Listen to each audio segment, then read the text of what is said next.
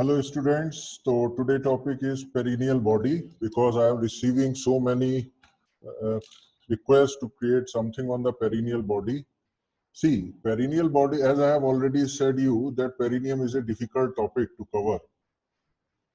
And in the one go, you cannot complete it. But one of the most important part of this is perineal body. So what is perineal body? If you see, this is the region of perineum.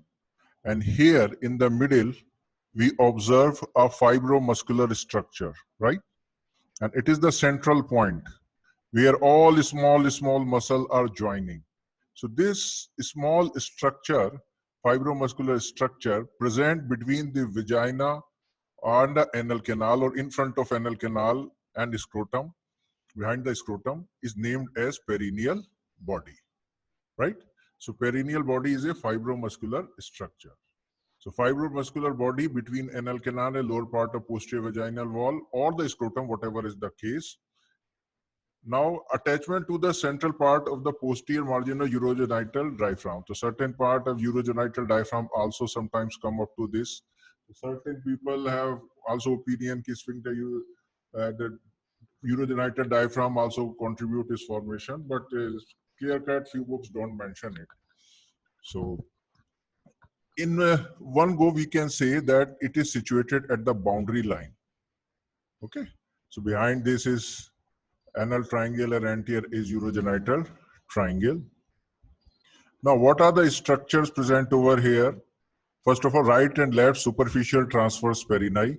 So transverse and perineal, the muscle which is transverse in nature and present in the perineum is named as transverse perineal, and this is the superficial one. Remember, these muscles are very small muscles. Right and left bulbospongiosis.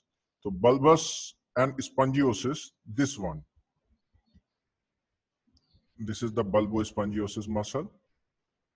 And that is right and left. They are the two bulbospongiosis muscles are present.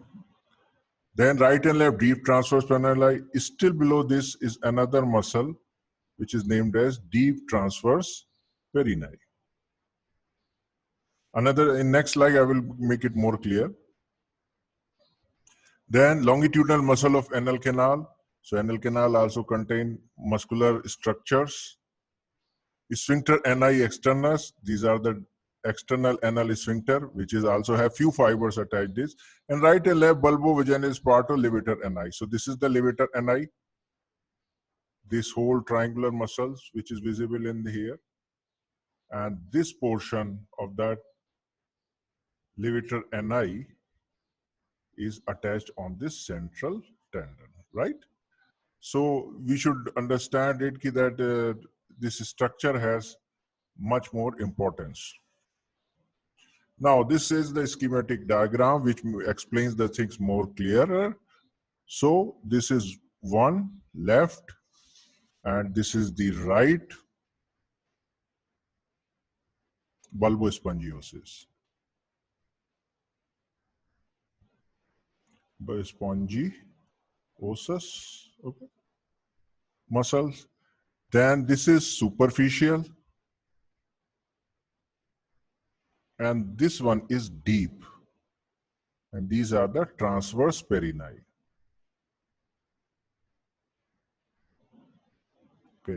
Right? So this is of the left side. I mentioned similarly, these are the two on the opposite side of this. Okay? So bulbospongiosis we are having, then superficial transverse perineal, then we have this deep transverse perineal, then these are the levator ani. This is the left and this is the right levator ani. And of course, the muscles, this one, the external sphincter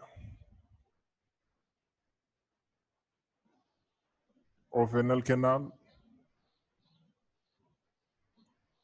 And of course, these are the muscular structures of anal canal. Since anal canal is a GIT part, so definitely it's have the muscular structure.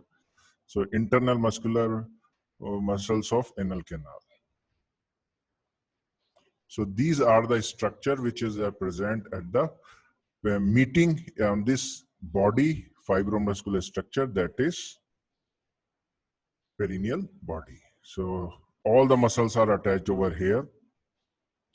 Now we can imagine as if these are the different curtains which are attached to the wall of a circular chamber, and these curtains at the one point are united with each other. Okay, so if there is a pressure on this that is distributed or shared by the each curtain, similarly in the body there is a pressure over this perineal body by the nearby structure, whether it's the anal canal, whether it's the vagina, or whether it's the urethra, and other all the structures present over here. And then because of the combined effort of these all muscles, it creates a force so that this should not slip down, right? So that is about the perineal body. Now this is about the episiotomy, or also named as Chota operation in the delivery. And here you can see the mediolateral episiotomy is the technical term. We do not cut in the midline. We try to avoid this midline episiotomy until and unless it is a question of life and death, or it is too important. Our preferable site is this. Why we are not cutting this? Because somewhere here is the perineal body, right? So perineal body. And if you cut this, there are chances of disturbing this structure, which may lead to the anal incontinence or all nearby structure weakness. So that is the importance of this perineal body. Okay.